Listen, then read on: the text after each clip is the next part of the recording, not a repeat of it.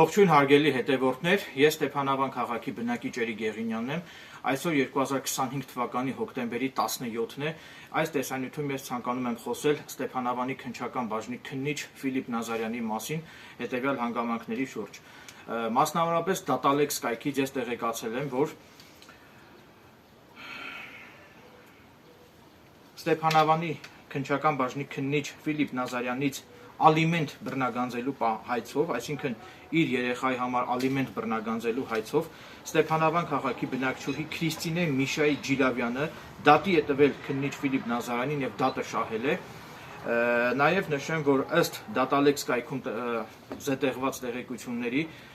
Ֆիլիպ Նազարյանը դատարանում հայտարարել է, որ դա իր երեխան չէ, դատավոր Գնել Զաքարյանը նշանակել է դատագենետիկական փորձաքննություն, մինչդեռ Ստեփանավանի քննչական բաժնի քննիչ Ֆիլիպ Նազարյանը հրաժարվել է փորձաքննության համար նմուշ հանձնելուց, նմուշներ տրամադրելուց եւ ըստ դատական ակտում արտացոլված տեղեկությունների համաձայն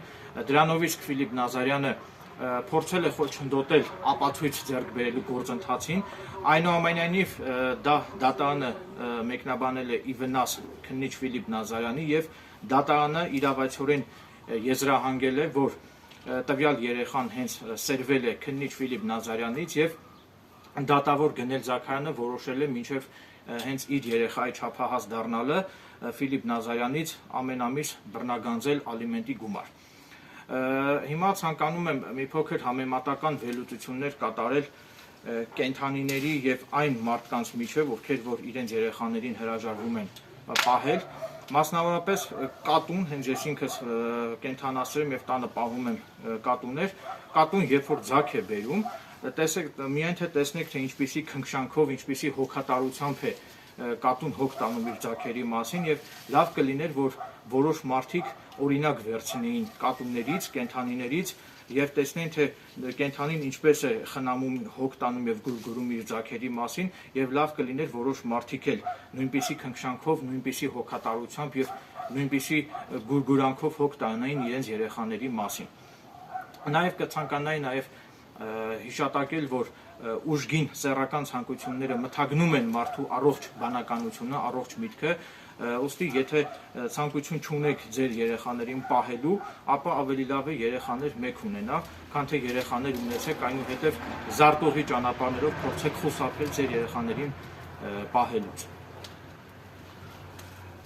Նշեմ նաև, որ կրկին Datalytics կայքում առկա տեղեկությունների համաձայն ես տեղեկացել եմ, որ ամուսնալուծության պահանջով արդեն քննիչ Ֆիլիպ Նազարյանն է դատի տվել Սյուզաննա Գագիկի Ավետիսյանին, ով նույնպես հանդիսանում է Ստեփանավան քաղաքի բնակիչ,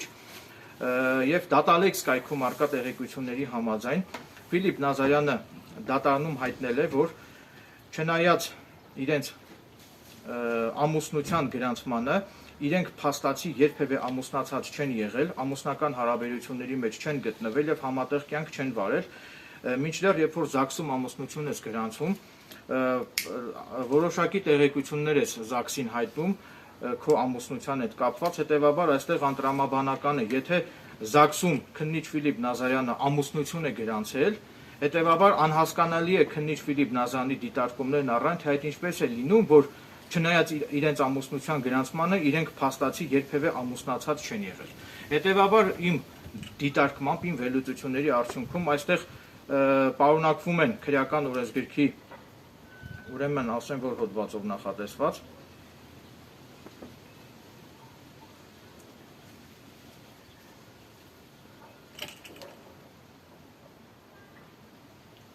Պարունակվում են քրեական օրենսգրքի 246 հոդվածով նախատեսված ենթադրյալ հանցագործության հատկանիշներ, քանի որ քաղաքացիական կացության ակտերի գրանցման մարմիններին նույն ինքը ԶԱԳՍ-ին սուտ տեղեկություններ հաղորդելը համարվում է հանցագործություն եւ առաջացնում է քրեական պատասխանատվություն քրեական օրենսգրքի 246 հոդվածի հատկանիշներով։ Նաեւ պարզաբանում եմ, որ երեխայի դաստիարակության կամ խնամքի պարտականությունները չկատարելու կամ ոչ պատշաճ կատարելու համար նույնպես նախատեսված է քրեական պատասխանատվություն, նախատեսված քրեական օրենսգրքի 247 հոդվածի հատկանիշներով, նաև պարզաբանում են, որ եթե դատանի վճռով սահմանված է, որ պետք է որոշակի անձը վճարի ալիմենտ, եւ եթե այդ անձը 3 եւ ամից ավելի ժամանակով խուսափում է կատարել իր ալիմենտային պարտավորությունները, դատանի վճռով սահմանված իր ալիմենտային պարտավորությունները 3 ամիս ժամանակով, ապա դա նույնպես համարվում է հանցագործություն, որը նախատեսված է քրեական նորեզգեքի 251 հոդվածի հատկանիշներով, ուստի հիմա պատկան մարմիններին հորդորում եմ ստուգումներ կատարել եւ պարզել քննիչ Ֆիլիպ Նազարյանը կատարում է արդյոք դատանի վճռով սահմանված իր ալիմենտային պարտավորությունները, թե ոչ։ Եվս մեկ անգամ վերահաստատում եմ, որ ես ամենևին էլ քննիչ Ֆիլիպ Նազարյանի անձնական եւ ընտանեկան կյանքի գաղտնիք համարվող տեղեկություններ չեմ հավաքել եւ չեմ հրապարակել, քանի որ իմ կողմից հրապարակված այս տեղեկություններն արդեն իսկ հրապարակված են Dataalex կայքում, ասեմ ավելին, իմ կողմից հիշատակված այս քաղաքացիական գործերը քննվել են տրմբած ընթացակարգով եւ սույն գործերի հանրային դիտումը Dataalex կայքում սահմանափակված չէ։ Այսինքն ես ըստ էության հրապարակում եմ բաց աղբյուրներում արդեն իսկ հրապարակված տեղեկությունները, որոնք դատանի վճռով արդեն իսկ մտել են օրինական ուժի մեջ։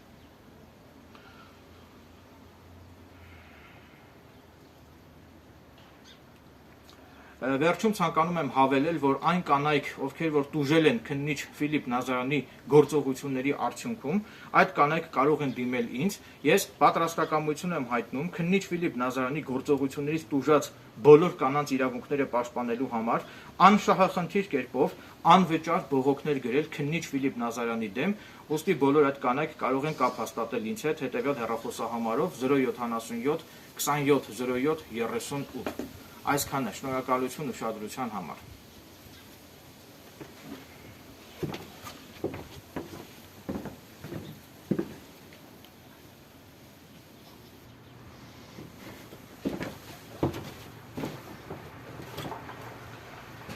Հավելեմ նաև, որ ես ամենևին էլ չեմ թիրախավորել Ստեփանավանի քննչական բաժնի քննիչ Ֆիլիպ Նազարյանին եւ առաջնորդվում եմ երեխաների լավագույն շահը պաշտպանելու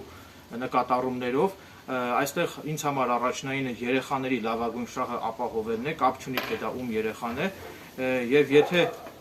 կա իրավախախտում, կա հանցագործություն, ապա ես հետևողականորեն հետամուտ եմ լինելու հանուն արդարության, մինչև ճշմարտությունը լիարժեք բացահայտվի եւ մեղավոր անձին ենթարկվեն պատասխանատվության։ Նաեւ ցանկանում եմ նշել, որ պաշտոնատար անձինք պետք է հանդուրժող լինեն իրենց ուղղված առողջ եւ կառուցողական քննադատական խոսքի նկատմամբ։ Այսքանը, շնորհակալություն ուշադրության համար։